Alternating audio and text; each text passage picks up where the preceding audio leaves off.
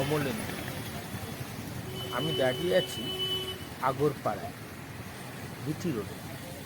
ঠিক এখান থেকেই শুরু ইলিয়াস রোডে, যা চলে গেছে সাহেব কুঠিরে। প্রথম পর্বের ব্লগে ইলিয়াস রোডের ভিডিও তোলা হয়নি, আজ দেখাচ্ছি। এখানেই আগরপাড়া স্টেশন থেকে আসা অটো বিটি রোড ক্রস করে ইলিয়াস রোডে প্রবেশ করছে।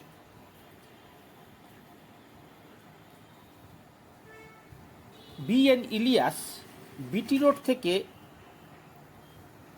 সাহেব কুঠিরে যেতেন ঘোড়ার গাড়ি করে, এই রাস্তা দিয়ে। তাই উনি ইট দিয়ে রাস্তাটি বাঁধিয়ে নেন। উনি আসার আগে এখানে গির্জা আর স্কুল ছিল, তাই এই রাস্তার নাম ছিল মিশন রোড। উনি রাস্তা বাঁধিয়ে দিলে ওনার সম্মানার্থে রাস্তার নাম ইলিয়াস রোড রাখা হয়। জন্মাষ্টমীর শুভ দিনে চলেছি গিরিবালা মন্দিরে দ্বিতীয় পর্বের ভিডিও তুলতে। প্রথম পর্বের লিংক ডেসক্রিপশন বক্সে দিয়ে দিয়েছি, দেখে নেবেন, আশা করি ভালো লাগবে। প্রথম অংশে বলেছিলাম শিব মন্দির দিয়ে শুরু করব।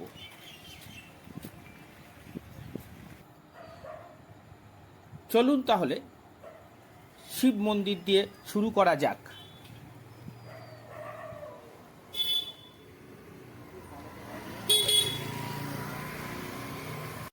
চলে এলাম গিরিবালা কুঞ্জের শিব মন্দিরগুলির সামনে। চলুন এক এক করে দেখে নেওয়া যাক শিব মন্দিরগুলোকে।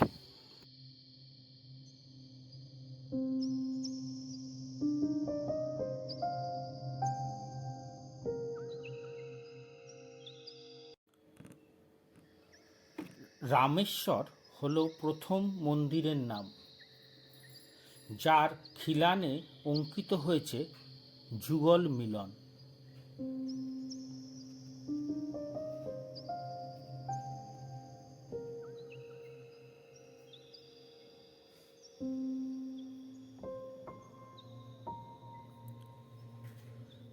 রাজেশ্বর হলো দ্বিতীয় মন্দির, যার খিলানে অঙ্কিত ছিল মথুরাপতির ছবি, কিন্তু তা কোনো কারণে মুছে গিয়েছে, তাই আজ সেখানে শুধু ওং লেখা।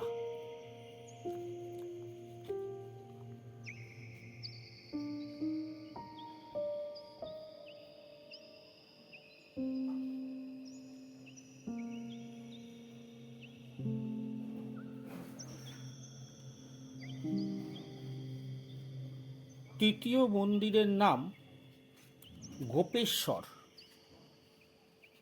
যার খিলানে অঙ্কিত হয়েছে গোষ্ঠলীলা।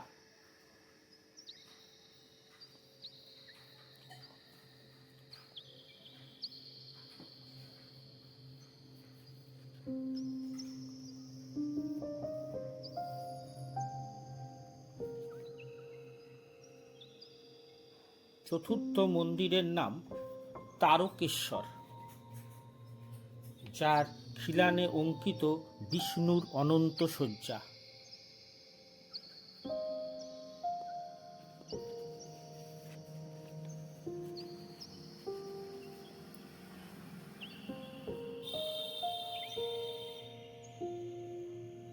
ভুবনেশ্বর হলো পঞ্চম মন্দির,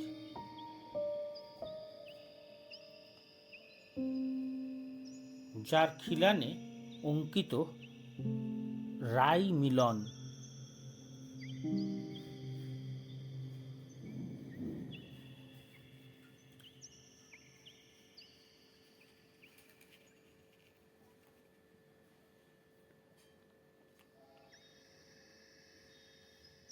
ষষ্ঠ ও শেষ মন্দিরের নাম গিরিশ্বর,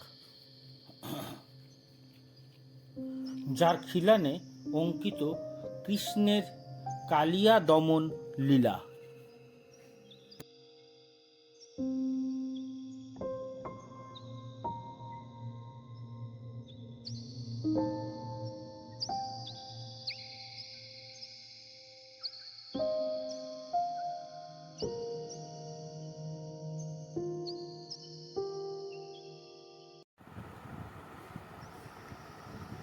এবার যাওয়া যাক মন্দিরের পেছনের দিকে।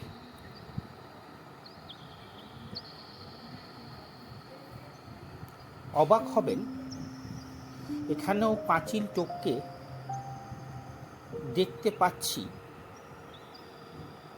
গঙ্গাকে।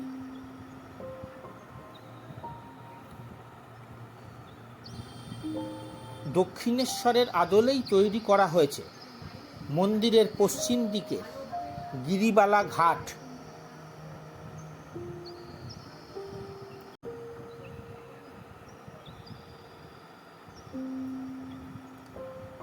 দূর থেকেই দেখতে পাবেন দেওয়ালে শিল্পীর আঁকা অসাধারণ শিল্পকর্ম, মন ছুঁয়ে যায়।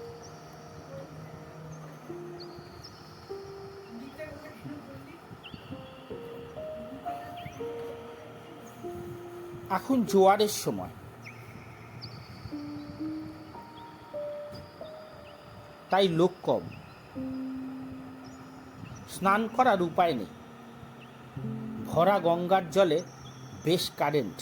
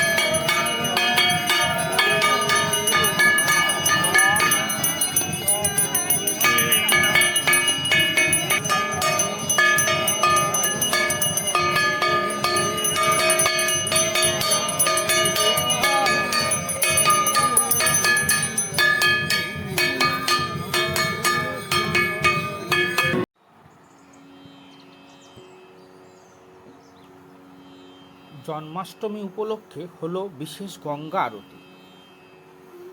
ফুল আলো দিয়ে মন্দির উৎসবের সাজে সেজে উঠেছে।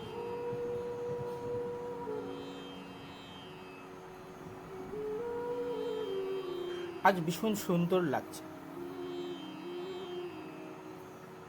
অন্য এক রূপে গিরিবালা মন্দির। কৃষ্ণ জন্মাষ্টমী উপলক্ষে নতুন জামা পরেছে। তার অপূর্ব রূপে এই চোখ সার্থক হলো আজ। এবার সকলে মিলে জন্মাষ্টমী উপলক্ষে হাজার প্রদীপ জ্বালানোর উৎসব শুরু, যেন এক মিলন উৎসব।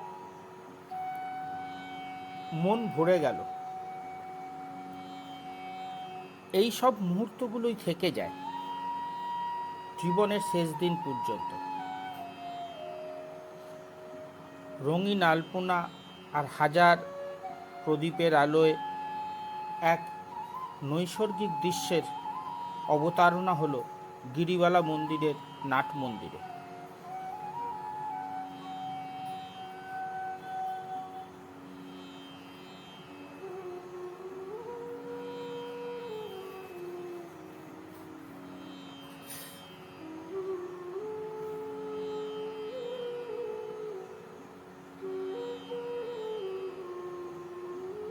এখানেই শেষ করলাম গিরিবালা মন্দিরের ব্লগটি।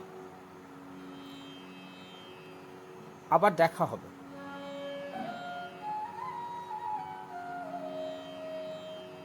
শোনাবো কিছু নতুন কথা, তুলে ধরব পানিহাটির স্বর্ণালী ইতিহাস এক নতুন ব্লগে।